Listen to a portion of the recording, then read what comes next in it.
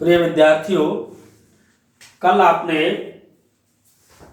बिंदु आवेश के कारण विद्युत क्षेत्र की तीव्रता पढ़ी। एक बार फिर पुनः देख लें, कल हमने क्या पढ़ा था। कल हमने पढ़ा था पहला बिंदु विद्युत क्षेत्र,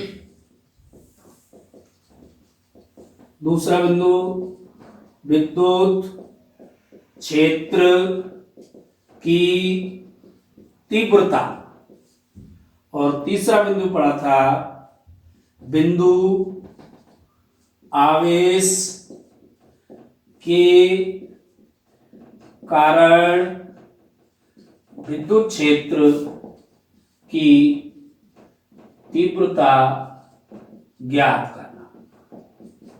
एक बार पुनः ध्यान से देखेंगे।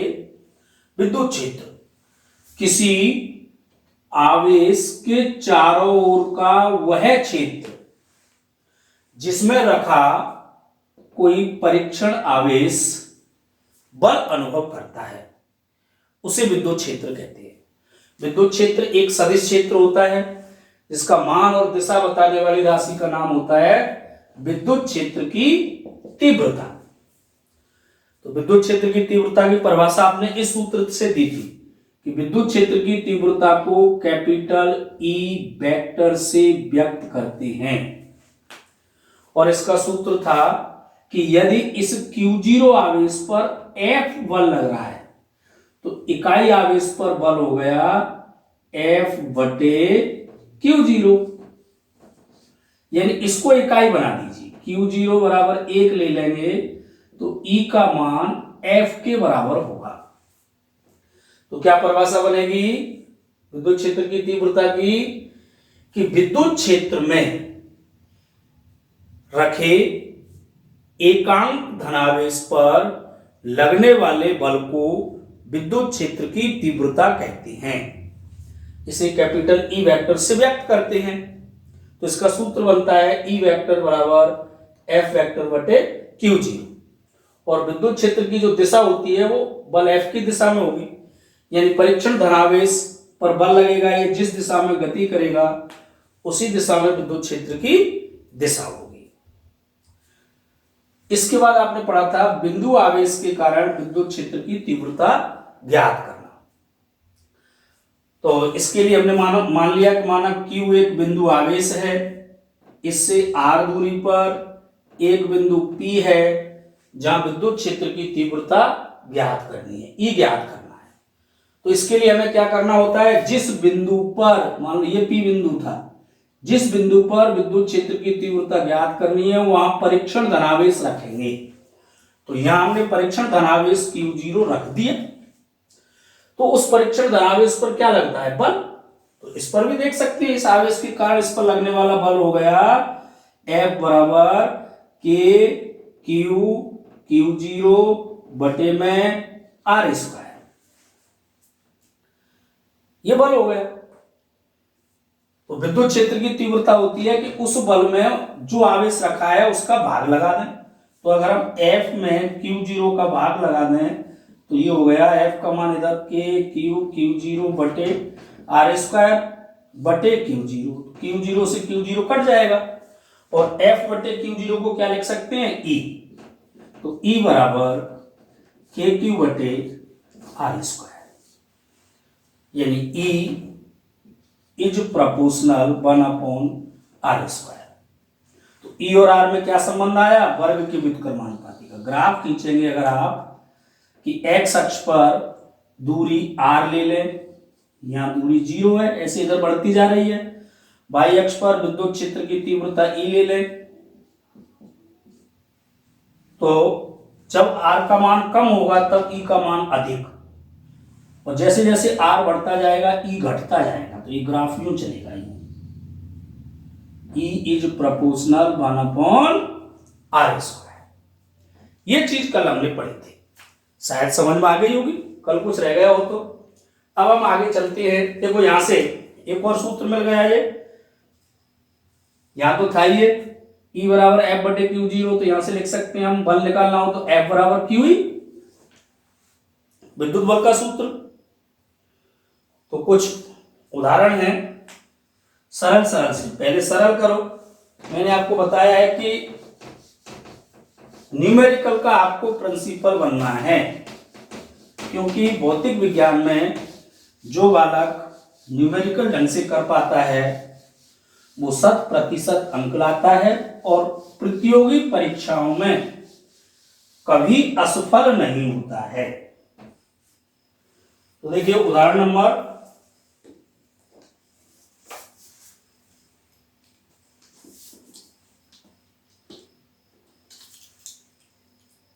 14 देखते हैं हम। चलो 16 देख लेते हैं पहले, ये सरल है। एक 5 × 10⁻⁴ कूलम, तो Q बराबर 5 × 10⁻⁴ कूलम आवेश पर 2.25 न्यूटन बल कार्य कर रहा है। इसका मतलब है ये Q है और इस पर बल लग रहा है। F बराबर, बल को F से लिखते हैं, F बराबर 2.25 न्यूटन। तो उस बिंदु पर विद्युत क्षेत्र की तीव्रता ज्ञात कीजिए। कितना सरल है, कर सकते हैं ना सभी। उस बिंदु पर विद्युत क्षेत्र की तीव्रता E ज्ञात कीजिए। तो E, F और Q में संबंध, यानी ये विद्युत क्षेत्र है यहां E, इस बिंदु पर यहां पर Q आवेश रखा और इस पर F बल लग रहा है। तो क्या संबंध था, E बराबर क्या सूत्र होता था, F बटे Q। F का मान 2.25 न्यूटन, E का मान वो Q का 5 × 10⁻⁴ कूलम।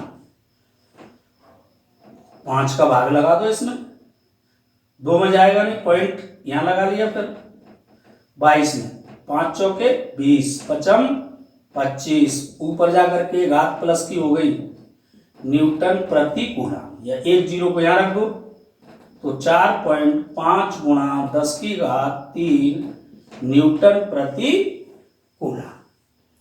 इस तरह से ये छोटे छोटे अच्छे सवाल हैं। आप पहले जो आपको आते हैं उनको देखें, और जो नहीं आते हैं उन्हें मुझे बताएं, मैं बताऊंगा। ठीक है, कर लोगे इसको तो कोई दिक्कत तो नहीं है। उदाहरण 16 है, बुक में देख सकते हो। अब थोड़ा सा आगे बढ़ते हैं। आज हम लेते हैं, अगर बहुआवेश हैं तो विद्युत क्षेत्र की तीव्रता कैसे ज्ञात करेंगे। जैसे आपने अध्यारोपण का सिद्धांत पढ़ा था कि बहुआवेश है और उनमें से किसी एक आवेश पर बल अध्यारोपण के सिद्धांत से ज्ञात करते थे। ठीक ऐसे ही बहुआवेशों के कारण विद्युत क्षेत्र की तीव्रता किस प्रकार ज्ञात की जाती है। बहुआवेशों के कारण विद्युत क्षेत्र की तीव्रता ज्ञात करना, ये भी बड़ा सिंपल बिंदु है। इसमें भी वही अध्यारोपण का सिद्धांत लागू होगा,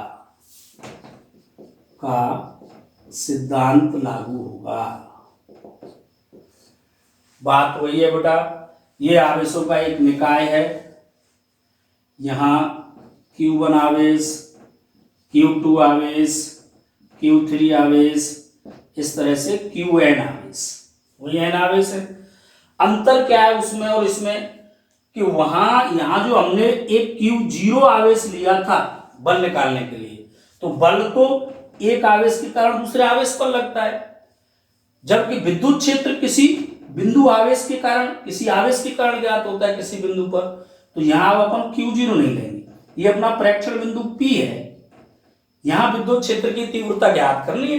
तो P बिंदु की यहां से क्या चाहिए अपन को, दूरी। तो मान लेते हैं ये दूरी R1, यहां से यहां तक की ये दूरी R2, यहां से यहां तक की ये दूरी R3, इसी प्रकार ये दूरी Rn है। तो इस पहले आवेश Q1 के कारण P बिंदु पर विद्युत क्षेत्र की तीव्रता E1 बराबर क्या होगी, बताओ, K Q1 बटे R1 स्क्वायर।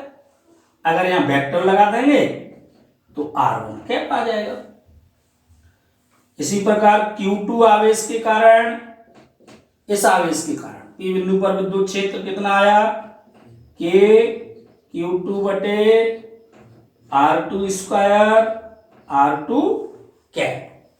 इसी प्रकार हम निकालते जाएं तो N में के लिए En बराबर K Q N सरफिक्स में लग जाएगा बटे Rn स्क्वायर, इसकी दूरी Rn है, वेक्टर लगा देंगे तो Rn कैप।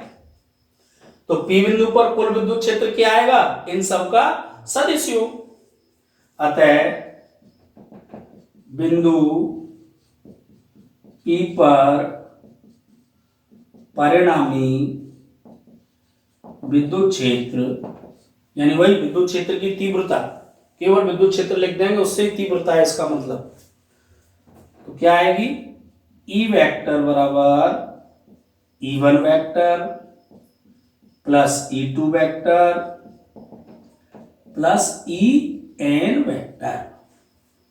मान रख दीजिए E वेक्टर बराबर K Q1 बटे R1 square R1 cap plus K Q2 बटे R2 square R2 cap plus dot dot K Qn बटे Rn square Rn cap.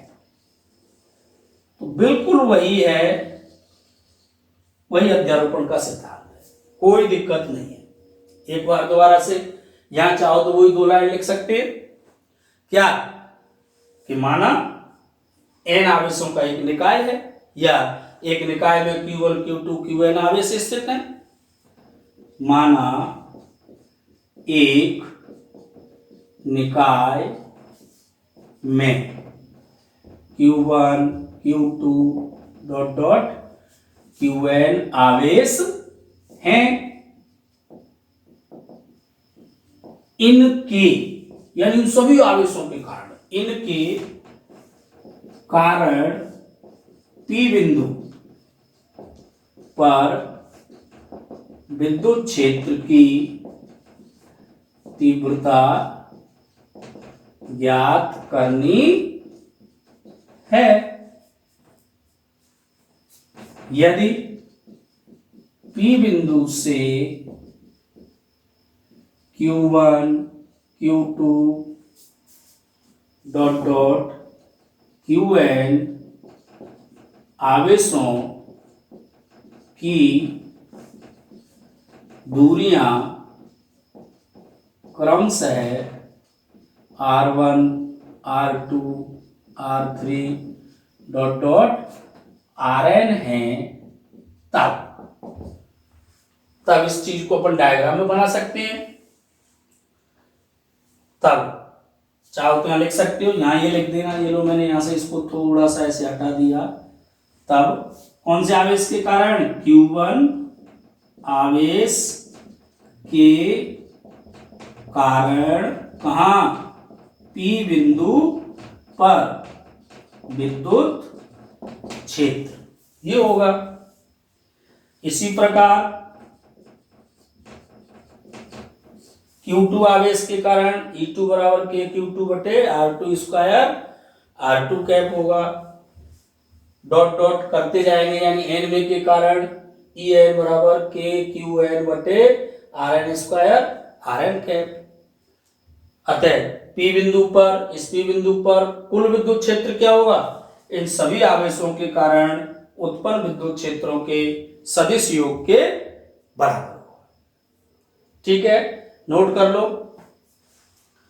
Topic है अपना बहु आवेशों के कारण विद्युत क्षेत्र की तीव्रता ज्ञात करना, यानी अध्यारोपण का सिद्धांत। तो क्या लिखेंगे फिर इसमें कि माना एक निकाय में Q1 Q2 dot dot Qn आवेश हैं, इन के कारण यानी इन आवेशों के कारण P बिंदु पर विद्युत क्षेत्र की तीव्रता ज्ञात करनी है। यदि P बिंदु से Q1 Q2 dot dot Qn आवेशों की दूरियां क्रमशः R1 R2 dot dot Rn है, तब Q1 आवेश के कारण P बिंदु पर, यानी इस Q1 आवेश के कारण P बिंदु पर विद्युत क्षेत्र की तीव्रता E1 बराबर k Q1 बटे R1 स्क्वायर, वेक्टर लग रहा है तो R1 कैप। इसी तरह से E2 के कारण, E3 के कारण, En के कारण और कुल में सबका योग। अब देखो विद्युत क्षेत्र की तीव्रता और आवेशों के मध्य बल दोनों लगभग एक ही सूत्र है, उसमें दूसरा आवेश आ जाता था यहाँ, तो दोनों मध्यारोपण का सिद्धांत लागू होता है। दोनों के एक जैसे प्रश्न हैं, न्यूमेरिकल हैं, एक के करने आ जाए हमें, चाहे कूलम बल निकालना आ जाए अध्यारोपण के सिद्धांत से, चाहे विद्युत क्षेत्र आ जाए। विद्युत क्षेत्र किसी बिंदु पर ज्ञात किया जाएगा और आवेश किसी बल किसी आवेश पर। तो मैं अब एक उदाहरण आपको देता हूं जिससे न्यूमेरिकल आपके क्लियर हो सके। लिखिए प्रश्न, यदि x अक्ष पर क्रमशः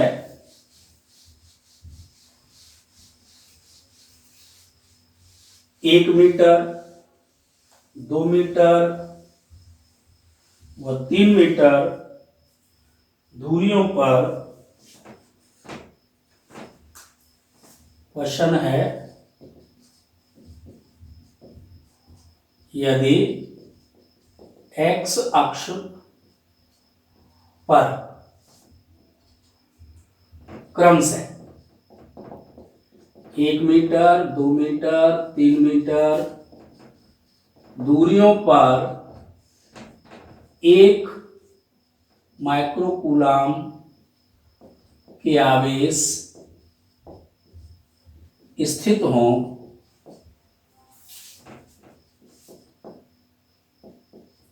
तो मूल बिंदु पर विद्युत क्षेत्र की तीव्रता ज्ञात कीजिए। वैसे हम इस प्रकार का प्रश्न कर चुके हैं उसमें, लेकिन इसको देख लें आंसर। एक्स अक्ष बनाया आपने, ये मूल बिंदु, ये 1 मीटर, 2 मीटर और 3 मीटर। यहां मान लीजिए आपने Q1 आवेश रखा, यहाँ Q2 और यहाँ Q3। तो Q1 बराबर Q2 बराबर Q3 बराबर कितना है, 1 माइक्रो कूलम, यानी 10 की घात -6 कूलम। अब बेटा मूल बिंदु पर हमें विद्युत क्षेत्र निकालना है। प्रेक्षण बिंदु जो P है वो ये है, O बिंदु पर है प्रेक्षण बिंदु, तो यहां से यहां तक की दूरी कहलाएगी ये R1, यहां से यहां तक की दूरी कहलाएगी R2 और यहां से यहां तक की दूरी कहलाएगी R3। तो अब देखो इस डायग्राम में R1 आपको कितनी दिखाई दे रही है, 1 मीटर है कि नहीं, यहां से यहां तक की दूरी। R2 कितनी दिखाई दे रही है, यहां से यहां तक की दूरी 2 मीटर और R3 3 मीटर।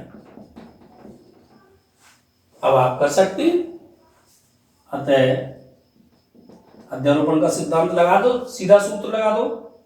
अतः केंद्र बिंदु O पर परिणामी विद्युत क्षेत्र, ध्यान से देखेंगे सूत्र को, E वेक्टर बराबर KQ1 बटे R1 square R1 cap, KQ2 बटे R2 square R2 cap plus KQ3 बटे R3 स्क्वायर R3 कैप। यहां तक कोई दिक्कत नहीं है किसी को। हाँ, तो देखो बेटा ये क्वेश्चन चल रहा था अपना, थोड़ी सी मिस्टेक आ गई, तो आगे बढ़ते हैं। अब अपन इसमें मान रखने हैं। के का मान 9 गुणा 10 की घात 9 गुणा 10 की घात -6, आर का मान 1 का स्क्वायर। अब मुख्य चीज है दिशा देखनी है। यहां P बिंदु पर आपने दिशा यहां देखने के लिए परीक्षण धनावेश रखा। ये भी धनावेश है तो ये इसे धक्का देगा तो इधर जाएगा कि नहीं। तो E1 की दिशा किधर आई, एक्स अक्ष के विपरीत दिशा में। तो एक्स अक्ष के विपरीत दिशा में इकाई सदिश -i कैप। बस अब के 9 गुणा 10 की घात 9, Q2 वही 10 की घात -6, R2 2 तो 2 का वर्ग, और दिशा ये भी धनावेश है, ये भी तीनों के लिए दिशा इधर ही आएगी तो वही -i कैप। इसमें मान रखते हैं कि 9 गुणा 10 की घात 9 10 की घात -6, दिशा वही है, r की जगह केवल आ जाएगा 3 का स्क्वायर। कैलकुलेशन कर दीजिए। 9 10 की घात 9 में से -6 गए प्लस के 3 -i कैप, 1 का वर्ग 1, तो ये तो इतना ही आएगा। 9 गुणा 10 की घात 3 -i कैप बटे 4 प्लस 9 गुणा 10 की घात 3 -i कैप बटे 9। अब ये कॉमन ले लीजिए, यहाँ ये कॉमन आ गया। 9 गुणा 10 की घात 3 -i कैप, क्या बचा 1 बटे 1 प्लस 1 बटे 4 प्लस 1 बटे 9। यहाँ 36 लघुत्तम, यहाँ 36, 4 का भाग दिया 9, 9 का भाग दिया 4, जोड़ लिए 49 बटे 36। 9 से 36 को 4 बार काट दिया, 4 का भाग लगा दीजिए। ये न्यूटन प्रति कूलम विद्युत क्षेत्र की तीव्रता हो गई। ठीक है ना। इस तरह से आप और भी उदाहरण कर सकते हैं, और कोई उदाहरण समझ में नहीं आए तो कमेंट्स में बता सकते हैं। फिर आगे बढ़ते हैं कल।